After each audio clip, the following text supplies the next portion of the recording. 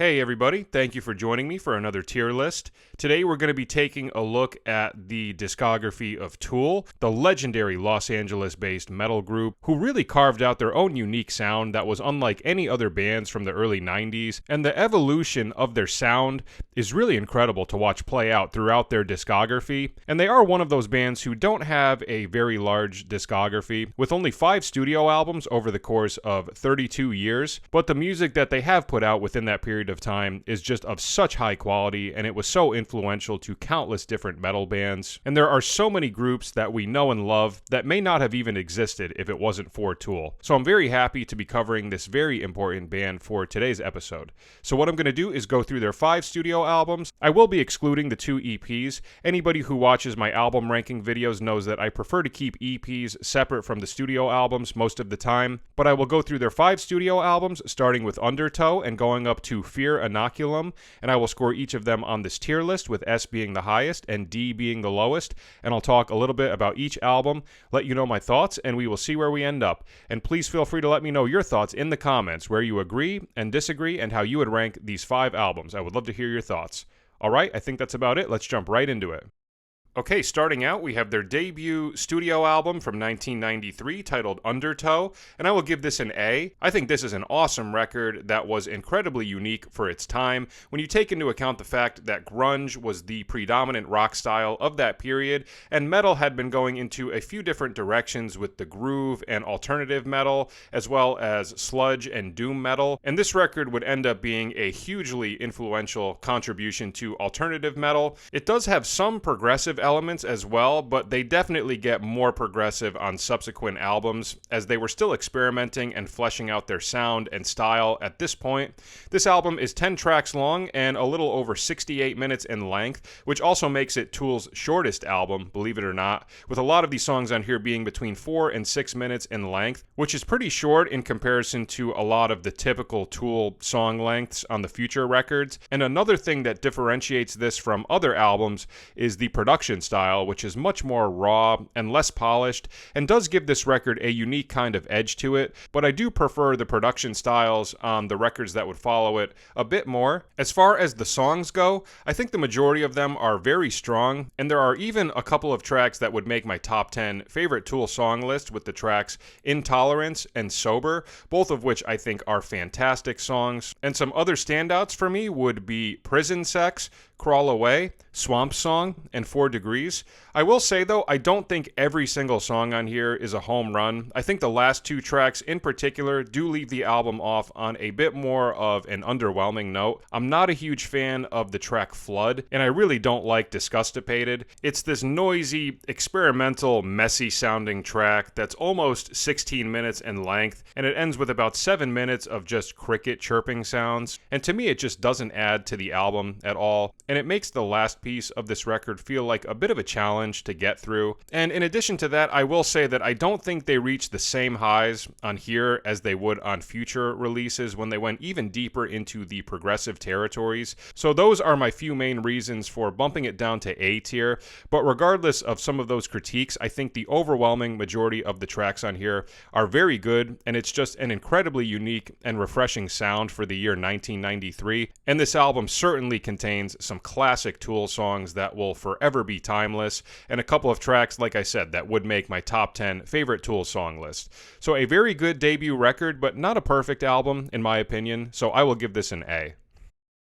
Okay, moving on, we have their second studio album from 1996 titled Ænima, and I will give this an S. This is a fantastic record, and in my opinion, a further improvement upon what they did on Undertow, and now it sounds like they've really settled in and found their sound, and the record takes on some more progressive elements with songs that are longer and will oftentimes go into some unexpected territories, and rhythmically it gets much more intricate between the guitar, bass, and drum parts, and production production-wise, it gets more polished and doesn't have that same raw sound that the previous album did.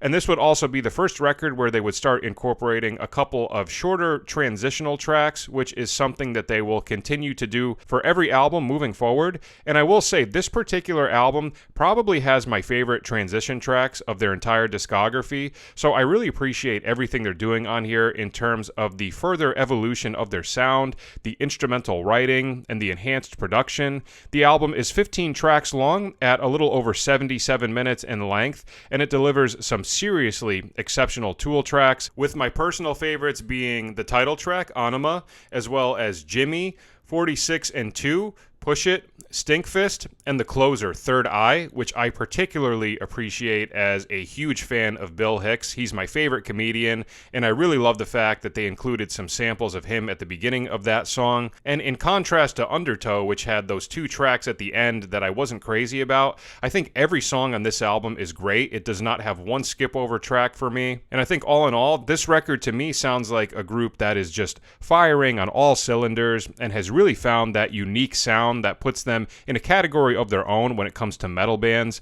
And for the year 1996, I think this was a pivotal album for alternative and progressive metal music, and it really defined that classic Tool sound that we all know and love. And while I do love Undertow, I think that they made even further strides on this one and delivered a classic record from their discography.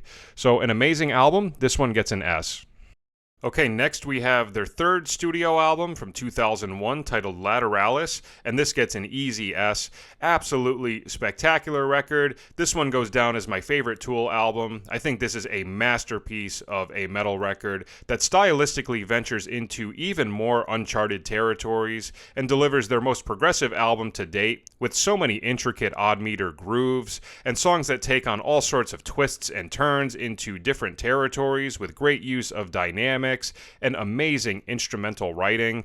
I particularly love the bass parts on this record. In my opinion, it is Justin Chancellor's strongest bass parts of any Tool album, and the record is 13 tracks long at almost 79 minutes in length. It seems like with Tool, every record gets a little bit longer than the previous one, and I will say they do not waste 1 minute of this very long record. It is jam-packed with incredible and classic Tool tracks, with my personal favorites being Schism. Schism would be my number one favorite Tool song, as is the case with a lot of other people. I know it's a super cliche choice, but I think that is one of the coolest and most unique metal songs ever written, and similar to a lot of other people, this was the first Tool song that I ever heard. I remember very vividly being a kid and watching music videos on MTV, and then all of a sudden the video for this song popped up, and it just had my complete undivided attention, and I thought it was one of the coolest, most wild, and most bizarre music videos I had ever seen. And the music on this song is just on a whole nother level,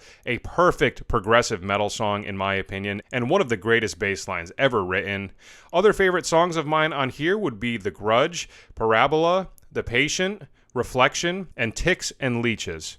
And for being such a long album and having so many tracks that are 7 minutes or longer, they do a great job of writing songs that are very engaging, dynamic, and oftentimes surprising, which keeps the listener in a constant state of being on the edge of their seat, and it makes for a very fun and adventurous progressive metal album that is, in my opinion, the best album of their discography and one of the strongest metal albums to come out of the early 2000s. So an incredible album, my favorite Tool record. This one gets an easy S.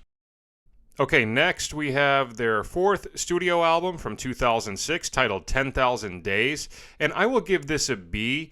This score might surprise some people, but I will be honest, I do have some conflicting thoughts about this record. There are definitely some things about it that I think are fantastic, but at the same time, I do think it is a bit of a downgrade from the previous 3 records, and there are some things about this album that I am not crazy about, which I will get into, but all in all, I will say that this is a decent album, but in the grand scheme of their discography, I don't think it is their best. I think with Ænima and Lateralus, they made such significant steps forward musically, and I feel like with this record, it doesn't contain those same groundbreaking characteristics that those other two records did. But regardless of that, there is still some great stuff on here. It's 11 tracks long and almost 76 minutes in length. And for me, one of the main things that differentiates this album from Lateralus and Ænima is the fact that those two albums didn't have any tracks that I disliked, whereas with this record, there are a couple of tracks that I'm not crazy about and do make the album feel like a little bit more work to get through.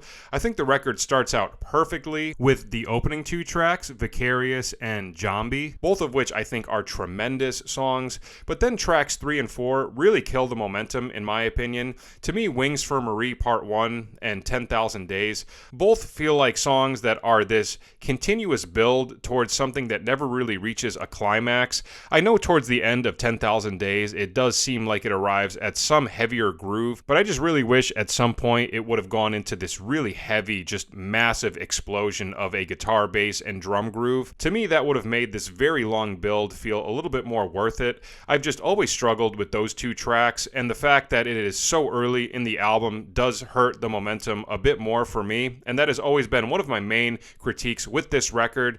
And similar to Undertow, there are also a couple of tracks towards the end that I'm not particularly crazy about, with Lost Keys and We Ginty Trace, both of which I would say are just okay songs in the grand scheme of the Tool discography. But regardless of a couple of those critiques, there are still some really incredible tracks throughout this. In addition to the opening two tracks, some other favorites of mine would be Rosetta Stoned, The Pot, and Right in Two. So as you can see, I have somewhat conflicting thoughts about this record. I don't think it is as strong as the previous three, and it does have the largest amount of Tool tracks that I'm not crazy about so far. But at the same time, it does have some really amazing songs that do help balance it out a bit. But I will say, up to this point in their discography, I think this is their weakest album, and to me, it just doesn't contain as many of those groundbreaking, impactful qualities that the other records did. So I will say it is a decent album, but not incredible, so I will give this a B.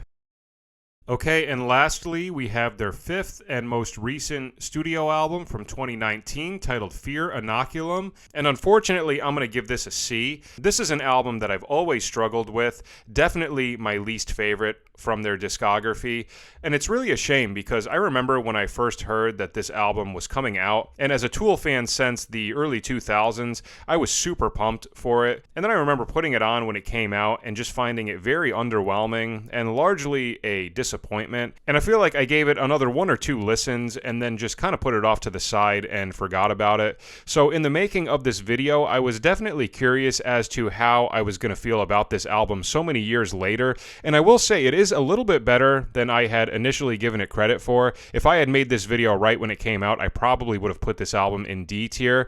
So it did get a little bit better, but at the same time, a lot of my initial feelings do still stand. I find a lot of this album to be pretty uninteresting, but it does have a few songs that do redeem it and provide some good moments throughout the track listing. It's 7 tracks long and almost 80 minutes in length, which is pretty crazy. It means that every song on this album, with the exception of one track, is at least 10 minutes in length or longer, and I think that's another part of the problem with this record. If there are songs on here that you don't resonate with and they are also 10 minutes in length or longer, it's definitely going to make it feel like that much more of a challenge to get through it, and that is definitely another one of the reasons why I struggle with this album so much. But like I said before, it does have some qualities that I think are positive. In particular, I think the opening 2 tracks are very strong, with the title track and Ænima. Ænima is hands down my favorite song on here, and the only track that would make my top 10 favorite Tool song list. To me, this track is the saving grace of the album, and after that, the record does die down a bit for me. I find the next couple of tracks to be pretty boring, and then the next song that I would say I enjoy is Culling Voices, and that's basically it for tracks that I like on this record. I know the closing track, Tempest, is another one of the popular songs to come from this record, but I have just never been able to get into that song for whatever reason, and at almost 16 minutes in length, it does feel like a little bit of work to get through it. So, as you can see, I'm not crazy about most of this album, but luckily it does have a few tracks that I think are great and do balance it out a little bit more, and Ænima, I think, is an exceptional track, and by far the strongest song on here, and an example example of Tool operating at their best, and I think if this album had featured more tracks like that, I would have viewed it in a more favorable light. But as much as I wanted this album to be incredible, I just don't think it met the high expectations that a lot of people put on it, so unfortunately, I'm going to have to give this one a C. Alright, so those are my takes on Tool's 5 studio albums. Even though this is a relatively short discography in comparison to a lot of other metal groups from that time, I think their influence and impact that they have had from these records is just immeasurable, and they are a group that managed to carve out their own very unique and tasteful sound within the world of metal, and they will forever stand the test of time with their very unorthodox and refreshing approach to songwriting that was so different from the other bands of their time. And who knows what the future holds for Tool, but if we ever do get a 6th studio album, I will be very curious to see where they're at in their musical evolution.